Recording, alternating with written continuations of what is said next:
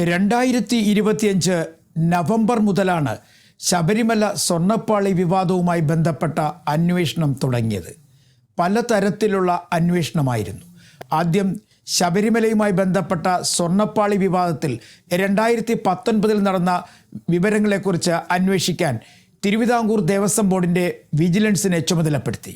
Vigilance നടത്തിയ അന്വേഷണത്തിൽ സ്വർണ്ണപ്പാളി വിവാദവുമായി ബന്ധപ്പെട്ട് സ്വർണം നഷ്ടപ്പെട്ടതായി കണ്ടെത്തിയിരുന്നു. തുടർന്നാണ് പ്രത്യേക അന്വേഷണ സംഘം ചുമതല ഏറ്റെടുത്തത്. അന്നു മുതൽ ഒരു പട്ടിക തന്നെ തയ്യാറാക്കിയായിരുന്നു അന്വേഷണം. പലരെയും പ്രതികളാക്കി.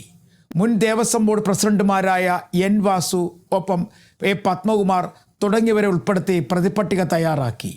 ഇവരെയെല്ലാം ചോദ്യം ചെയ്തു. തൊട്ടു പിന്നാലെ അറസ്റ്റ് ചെയ്ത് റിമാൻഡിലാക്കി. റിമാൻഡ് കാലാവധി തീരും, അല്ലെങ്കിൽ റിമാൻഡ് കാലാവധി അനുസരിച്ച്, അല്ലെങ്കിൽ കേസിലെ നിയമപ്രകാരം അവർക്ക് സ്വാഭാവിക ജാമ്യം ലഭിക്കുകയും പിന്നീട് അവർ പുറത്തേക്ക് ഇറങ്ങുകയും ചെയ്തു. അതായത് 90 ദിവസത്തെ ജയിൽവാസം പൂർത്തിയാക്കി ഇവരെല്ലാം പുറത്തേക്കിറങ്ങി. പക്ഷേ കേസുമായി ബന്ധപ്പെട്ട അന്വേഷണം ഇപ്പോഴും എങ്ങും എത്തിയിട്ടില്ല. ഇതിനിടയിൽ തന്ത്രി കണ്ഠരര് രാജീവര് അദ്ദേഹത്തിൻ്റെ അറസ്റ്റുമായി ബന്ധപ്പെട്ടും അദ്ദേഹത്തിനെതിരെ എടുത്ത കേസുമായി ബന്ധപ്പെട്ടും കോടതിയിൽ നടത്തിയ ചില വാദപ്രതിവാദങ്ങളിൽ അദ്ദേഹത്തിന് അല്ലാതെ തന്നെ ജാമ്യം ലഭിച്ചു. അങ്ങനെ കേസുമായി ബന്ധപ്പെട്ട് റിമാൻഡിലുണ്ടായിരുന്ന മുഴുവൻ ആളുകളും പുറത്ത് ഇറങ്ങിക്കഴിഞ്ഞിരിക്കുകയാണ്. പക്ഷേ അന്വേഷണം എങ്ങുമെത്താതെ മുന്നോട്ട് പോകുന്നു. ഇതിനിടയിൽ കഴിഞ്ഞ ദിവസം വീണ്ടും മുൻ ദേവസ്വം ബോർഡ് പ്രസിഡന്റായ പ്രശാന്തിനെയും അംഗം അജികുമാറിനെയും ചോദ്യം ചെയ്തു. പക്ഷേ ചോദ്യം ചെയ്യലുമായി ബന്ധപ്പെട്ട വിവരങ്ങൾ ഒന്നും തന്നെ പുറത്തു വന്നില്ല.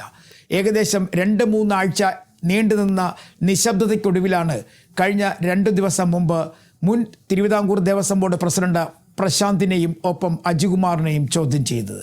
ഇതിനിടയിൽ കോടതിയിൽ നിന്ന് ഒരു സാവകാശം വാങ്ങുവാൻ പ്രത്യേക അന്വേഷണ സംഘം ഒരു നീക്കം നടത്തി. അങ്ങനെ സാവകാശവും ലഭിച്ചു. പക്ഷേ ഒരു പ്രാഥമിക കുറ്റപത്രം പോലും നൽകുവാൻ ഇതുവരെയായും ഈ പ്രത്യേക അന്വേഷണ സംഘത്തിന്, അല്ലെങ്കിൽ SITക്ക് കഴിഞ്ഞിട്ടില്ല. ഒപ്പം ഇതിനോടൊപ്പം തന്നെ അന്വേഷണം നടത്തിയതായിരുന്നു ED. EDയുടെ അന്വേഷണവും പകുതി വഴിയിൽ നിലച്ച അവസ്ഥയിലാണ്. പല പ്രമുഖരെയും ED ചോദ്യം ചെയ്തില്ല. അതായത് അന്ന് പറഞ്ഞിരുന്നത് തിരുവിതാംകൂർ ദേവസ്വം ബോർഡിലെ വിജിലൻസ് തയ്യാറാക്കിയ പട്ടികയിൽ, അല്ലെങ്കിൽ അന്ന് അന്വേഷണത്തിൻ്റെ ഭാഗമായി തയ്യാറാക്കിയ പട്ടികയിൽ ആരൊക്കെ ഉണ്ടായിരുന്നോ ആ ആളുകളെ മുഴുവൻ പ്രതി ചേർത്തുകൊണ്ട് കേസ് എടുക്കും എന്നായിരുന്നു ED പറഞ്ഞിരുന്നത്. പക്ഷേ EDയും പിന്നീട് കൂടുതൽ വളരെ ഗൗരവത്തിൽ ആരെയും ചോദ്യം ചെയ്തില്ല. ഇപ്പോൾ ED ആകട്ടെ ഒരു നിർജീവ അവസ്ഥയിലാണ്, അന്വേഷണം മരവിപ്പിച്ച അവസ്ഥയിലും. എന്തായാലും അന്വേഷണം വീണ്ടും പുനരാരംഭിക്കും എന്നുള്ള വിവരങ്ങളാണ് ഇപ്പോൾ പുറത്തേക്ക് വരുന്നത്. അതായത് 2019 സ്വർണ്ണപ്പാളി വിവാദത്തിൽ എന്തെങ്കിലും പ്രശ്നങ്ങൾ നടന്നിട്ടുണ്ടോ എന്നുള്ള കാര്യത്തിൽ, അല്ലെങ്കിൽ അതുമായി ബന്ധപ്പെട്ട അന്വേഷണം ഇപ്പോൾ നടന്നുകൊണ്ടിരിക്കുന്നു. ഇതിൻ്റെ തൊണ്ടി മുതൽ കണ്ടെത്തുന്നതിന് വേണ്ടിയുള്ള തീവ്രമായ ശ്രമത്തിലാണ് പ്രത്യേക അന്വേഷണ സംഘം. തൊണ്ടി മുതൽ കണ്ടെത്തുന്നതിന് വേണ്ടി, അല്ലെങ്കിൽ സ്വർണ്ണപ്പാളിയിൽ നിന്നും ഇപ്പോൾ സാമ്പിളുകൾ ശേഖരിച്ച് അതിൻ്റെ പ്യൂരിറ്റി, അല്ലെങ്കിൽ അതിൻ്റെ ഗുണമേന്മ എത്ര കണ്ടുണ്ട് എന്നുള്ള കാര്യങ്ങളെക്കുറിച്ചൊക്കെ ഒരു വ്യക്തത വരുത്തുന്നതിന് വേണ്ടി ഇപ്പോൾ ലാബിലേക്ക് അയച്ചിരിക്കുകയാണ് പ്രത്യേക പരിശോധനയ്ക്ക്.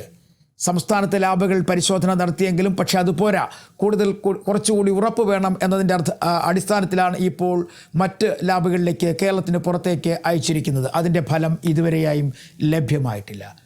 പക്ഷേ ഇതിലൊരു കാര്യം വ്യക്തമാണ്, ഈ അന്വേഷണത്തിന് എവിടെയോ പാളിച്ചകൾ സംഭവിച്ചിരിക്കുന്നു എന്നുള്ളത് പകൽ പോലെ വ്യക്തമാണ്.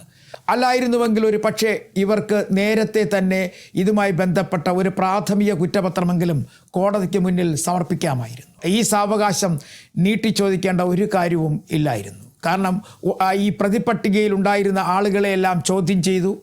അവർക്ക് സ്വാഭാവിക ജാമ്യം കിട്ടുന്നത് വരെ 90 ദിവസം അവർ ജയിലിൽ കിടന്നു. പിന്നീട് അവർ പുറത്തിറങ്ങി. ഇവർക്കെതിരെ വലിയ തരത്തിലുള്ള കുറ്റങ്ങൾ ചുമത്തിയിട്ടുണ്ട്.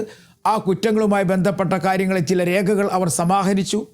എങ്കിൽ തന്നെയും എന്തുകൊണ്ട് ഒരു പ്രാഥമിക കുറ്റപത്രം പോലും നൽകുവാൻ പ്രത്യേക അന്വേഷണ സംഘത്തിന് കഴിഞ്ഞില്ല എന്നൊരു ചോദ്യം ഇപ്പോഴും ഉയരുകയാണ്. തെരഞ്ഞെടുപ്പ് വേളയിൽ ശബരിമല സ്വർണ്ണപ്പാളി വിവാദം വലിയ തരത്തിൽ UDFും BJPയും ഉയർത്തിയെങ്കിൽ തന്നെയും ഇപ്പോഴും അവർ നിശബ്ദമാണ്. കാരണം ഇനി തെരഞ്ഞെടുപ്പ് കഴിഞ്ഞതിന് ശേഷമായിരിക്കും ഇതുമായി ബന്ധപ്പെട്ട കാര്യങ്ങളിലേക്ക് അവർ കടക്കുക. അവരും ഒരു നിശബ്ദതയിലാണ്, അല്ലെങ്കിൽ താൽക്കാലമായി, അല്ലെങ്കിൽ അല്ലെങ്കിൽ തൽക്കാലമായി അവരും ഇതിൽ നിന്നും പിന്മാറിയ അവസ്ഥയിലാണ്. നിലവിലെ സാഹചര്യത്തിൽ അന്വേഷണം വീണ്ടും പുനരാരംഭിച്ചിരിക്കുന്നു എന്ന് തോന്നിപ്പിക്കുന്ന വിധത്തിലാണ് കഴിഞ്ഞ ദിവസത്തെ ചോദ്യം ചെയ്യൽ. ആ ചോദ്യം ചെയ്യലിൽ എന്തെങ്കിലും കൃത്യമായി വിവരം കിട്ടിയോ എന്നുള്ള കാര്യത്തിൽ ഇപ്പോഴും പ്രത്യേക അന്വേഷണ സംഘം മൗനത്തിലാണ്. കാരണം ഈ വിവരങ്ങളെല്ലാം തന്നെ പ്രത്യേക അന്വേഷണ സംഘം കോടതിക്ക് മുന്നിൽ മാത്രമേ സമർപ്പിക്കുകയുള്ളൂ. അതിനുവേണ്ടി എന്തൊക്കെയാണ് ഇനി നൽകാൻ പോകുന്നത് എന്നുള്ള കാര്യത്തിന് വേണ്ടി നമുക്ക് കാത്തിരിക്കാം. പക്ഷേ എങ്കിലും അന്വേഷണത്തിന് എവിടെയെങ്കിലും പാളിച്ചകൾ സംഭവിച്ചോ, അതാണ് ഇപ്പോൾ എല്ലാവരും ഉറ്റുനോക്കുന്നത്. കാരണം ഇത്രയധികം വലിയ വിവാദമായൊരു പ്രശ്നത്തിൽ ആ കേസുമായി ബന്ധപ്പെട്ട് കുറ്റപത്രം തയ്യാറാക്കുന്നതിൽ എന്താണ് പ്രത്യേക അന്വേഷണത്തിന് സംഭവിച്ചത്, അല്ലെങ്കിൽ അന്വേഷണത്തിൽ എവിടെയെങ്കിലും തെറ്റ് പറ്റിയിട്ടുണ്ടോ? പക്ഷേ ഇതുവരെയായും തൊണ്ടി മുതൽ കണ്ടെടുക്കാൻ കഴിഞ്ഞിട്ടില്ല എന്നുള്ളതാണ് ഏറ്റവും വലിയ ഒരു പരാജയമായി എല്ലാവരും അന്വേഷണ സംഘത്തിനെതിരെ ഉന്നയിക്കുന്ന വാക്കുകൾ. അങ്ങനെയാണെങ്കിൽ എന്തുകൊണ്ട് തൊണ്ടി മുതൽ കണ്ടെത്താൻ കഴിഞ്ഞില്ല? 2019 സമാനമായ ഒരു കേസ് 2025 നടന്നിരിക്കുന്നു. അനുമതിയില്ലാതെ സ്വർണ്ണപ്പാളികൾ പുറത്തു കൊണ്ടുപോയി സ്വർണം പൂശി തിരിച്ച് കൊണ്ടുവന്നിരിക്കുന്നു. ഈ രണ്ട് കേസുകളും ഒരുപോലെ നിൽക്കുമ്പോൾ എന്തുകൊണ്ടാണ് കുറ്റപത്രം വൈകുന്നത് എന്നൊരു ചോദ്യം ഇപ്പോഴും ഉയരുകയാണ്. ശബരിമലയെ സംബന്ധിച്ചിടത്തോളം സത്യം പുറത്തു വരാൻ കാത്തിരിക്കുന്നവരാണ് എല്ലാവരും. വളരെ നാളുകളായി അതുമായി ബന്ധപ്പെട്ട വലിയ ചർച്ചകൾ എല്ലാ മേഖലകളിലും ഉയർന്നിരുന്നു. പക്ഷേ ഇതിനൊക്കെ മറുപടി നൽകേണ്ടവർ വലിയ തരത്തിലുള്ള മൗനത്തിലാണ്. വലിയ താമസമില്ലാതെ ഈ ജൂൺ മാസത്തിന് മുമ്പ് തന്നെ കുറ്റപത്രം നൽകാൻ കഴിയും എന്നാണ് അന്വേഷണ സംഘവുമായി ബന്ധപ്പെട്ട ചില ആളുകൾ പറയുന്നത്. പക്ഷേ എങ്കിലും തൊണ്ടി മുതലിന് വേണ്ടി ഇപ്പോഴും ഇരുട്ടിൽ തപ്പുകയാണ് പ്രത്യേക അന്വേഷണ സംഘം.